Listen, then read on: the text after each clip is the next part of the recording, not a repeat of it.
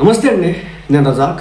బంగ్లాదేశ్లో మరో హిందూ కుర్రను చంపేశారండి. నిన్నగాక మొన్న దీపు చంద్రదాస్ అని చెప్పేసి ఒక వ్యక్తిని ప్రాణభయంతో పోలీసుల దగ్గరికి వెళ్ళి సరెండర్ అయినప్పటికి కూడా ఆ ముఠాకి అప్పచెప్పి చంపేలా చేశారు.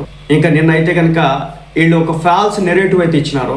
దీంట్లో నేను 100% నిజమని నేనైతే నమ్మట్లేదు. ఎందుకంటే ఇద్దరు మిత్రులట ఒకే ఫ్యాక్టరీలో పనిచేస్తూ ఉన్నారట, చాలా చక్కగా ఉన్నారట. ఇలాంటి క్రమంలోనే మరి ఏదైందో తెలియదు, మొత్తానికి అయితే కాల్చి చంపినాడు అనేది వార్త యొక్క సారాంశం. బట్ చూసే కాంటెక్స్ట్ అయితే చాలా డిఫరెంట్గా ఉందండి. పాకిస్తాన్లో హిందువుల మీద అతి దారుణంగా అట్రాసిటీస్ అనేది జరుగుతూ ఉంటాయి. 1947లో దాదాపు అక్కడ 22% హిందూ పాపులేషన్ ఉండేది. అంటే ప్రతి 100 మందిలో 22 మంది అన్నట్టు. కానీ ఇప్పుడు ఆ దేశంలో 1 నుంచి 2 మాత్రమే ఉన్నారు ప్రతి 100 మందిలో. అలాంటిది ఇప్పుడు ఢాకాలో, బంగ్లాదేశ్లో దాదాపు 7 కోట్ల వరకు ఉన్నట్టున్నారు హిందువులు.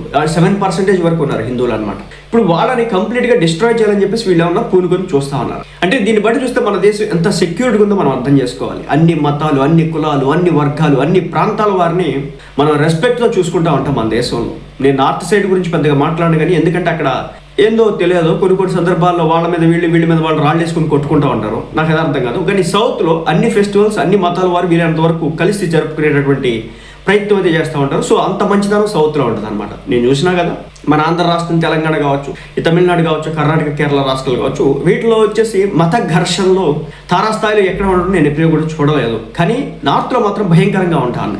మరి ఎందుకో తెలియదు, అంత మత పిచ్చతో, మత భావదారిద్ర్యంతో కొట్టుకొని చేస్తారు, ఎందుకో తెలియదు. ఇప్పుడు విషయంలోకి వెళ్తే కనుక రీసెంట్గా దీపు చంద్రదాస్ అనేటటువంటి ఒక కుర్రోడిని ఏదో ఒక మాట అన్నాడని చెప్పేసి కొట్టి చంపి చెట్టుకి ఏలాడదీసి నిప్పంటించి చంపేశారు కదా. అక్కడితో వాళ్ళ కక్ష తీరలేదనమాట. ఆ ప్రభుత్వం కూడా పెద్ద ఏం రెస్పాండ్ కాలేదు. అదేంటో మానవ హక్కులు సంఘాలు ఏం చేస్తున్నాయి ఇట్లా ఆ దేశానికి సంబంధించి, లేదంటే కనుక ప్రపంచ దేశాలు ఏమైనా గొడ్డు పోయినాయో నాకు అర్థం కావట్లేదు. ఒక మనిషిని అత్యంత కిరాతకంగా చంపితే. ఇప్పుడు రీసెంట్గా మరొక ముందే మరో హిందువు హత్యకు గురయ్యాడు. ఏదో మయమన్ సింగ్ జిల్లా అంట. మయమన్ సింగ్ జిల్లా అది హిందూ పేరే కదరా మయమన్ సింగ్ జిల్లా అనేది. ఒక కర్మాగారంలో సెక్యూరిటీ గార్డ్గా విధులు నిర్వహిస్తున్నటువంటి బిజేంద్ర బిశ్వాస్, ఇతను ఏజ్ వచ్చేసి 42 సంవత్సరాలు అనమాట. ఇతను సహోద్యోగి నొమన్ మియా అనేటటువంటి వ్యక్తి కాల్చి చంపినట్లుగా అక్కడ ఉన్నటువంటి మీడియా చెప్పిందనమాట. అయితే వాళ్ళిద్దరూ కూడా సేమ్ ఫ్యాక్టరీలో పనిచేస్తూ ఉన్నారట. అలాగే భద్రత కోసం ఉపయోగించేటటువంటి సెక్యూరిటీ గార్డ్స్ కదా, ఆ భద్రత కోసం ఉపయోగించేటటువంటి తుపాకీ ఏదైతే ఉందో తుపాకీని బిశ్వాస్ వైపు గురిపెట్టాడు. ఆ తర్వాత అనుకోకుండా చేయి ట్రిగ్గర్ అయి తాకడంతో తుపాకీ పేలి బుల్లెట్ అతనికి తగిలిందని చెప్పేసి నోమన్ మియా చెప్పుకొచ్చాడట. ఇది అక్కడ ఉన్నటువంటి దేశానికి సంబంధించినటువంటి మీడియా రాసినటువంటి వార్త. అనుకోకుండా ఇలా గన్ను గురిపెట్టాడట, అది అనుకోకుండా పేలిపోయిందట, ఆ వ్యక్తి చచ్చిపోయినాడట. సో అక్కడ గొడవ జరగలేదు, అది ఫ్రెండ్షిప్తోనే ఇది జరిగిందని చెప్పేసి చెప్పే ప్రయత్నం అయితే అక్కడ ఉన్నటువంటి మీడియా చెప్పే ప్రయత్నం చేస్తుంది. బట్ ఎందుకు చేస్తారండి? ఒక వ్యక్తి వెనకాల ఎదురుగా గన్ పెట్టి ఎందుకు పెడతాడు చెప్పండి? దేనికోసం పెడతాడు? ఆట విడుపు కోసం పెడతాడా? పైగా వాళ్ళిద్దరు సెక్యూరిటీ గార్డ్స్ లేకపోతే ఒకే కంపెనీలో పనిచేస్తున్నటువంటి వ్యక్తులు.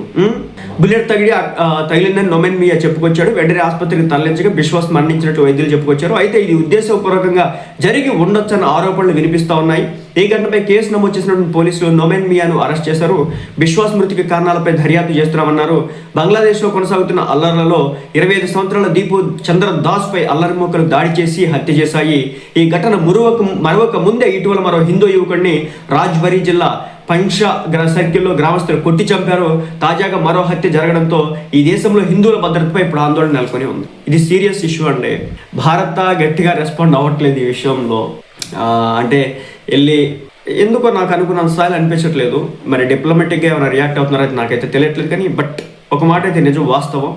హిందువుల మీద బంగ్లాదేశ్లో భయంకరంగా దాడులు జరుగుతూ ఉన్నాయి. దీన్ని కంట్రోల్ చేయాల్సిన బాధ్యత ఇండియాపై ఉందంటే ఉండొచ్చు, అండ్ ప్రెజర్ చేయొచ్చేవో. కానీ డైరెక్ట్గా ఆ దేశంలోకి వెళ్ళి అందరి పౌరుల్ని మనం కొట్టడం, తిట్టడం, చంపడం మన వల్ల కాదని మీరందరూ తెలిసిందే. ఇటీవల కాలంలో భారత్కి అగెనిస్ట్గా వాగినటువంటి కొన్ని కుక్కలు అన్నోన్ గన్మెన్స్ చేత చంపబడుతున్నాయి.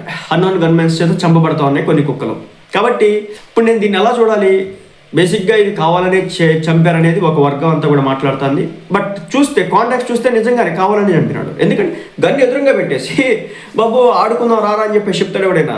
పేల్ చేసిన తర్వాత ఇప్పుడు నేను ఏదో గన్ను అట్లా పెట్టాను, అది పేలింది, తుపాకీ పేలిపోయిందని చెప్పేసి కవర్ చేసే ప్రయత్నం అయితే చేస్తాను.